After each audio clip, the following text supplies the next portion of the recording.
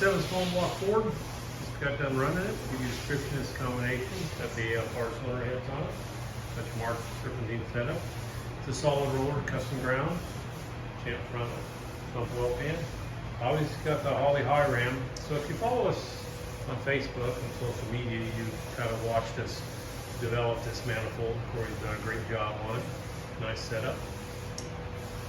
Fuel management, Terminator X. Great setup. Accufab throttle bodies.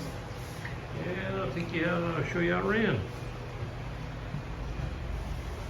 Alrighty, 4,470 foot-pounds of torque, peak torque 538, peak horsepower 615. So basically this is our 600 horsepower combination. It's got a front end on it, so that's 10, 15. So the manifold is about 25 horsepower, so it's really good. If you're off there getting a crate, come your way. Have a great day.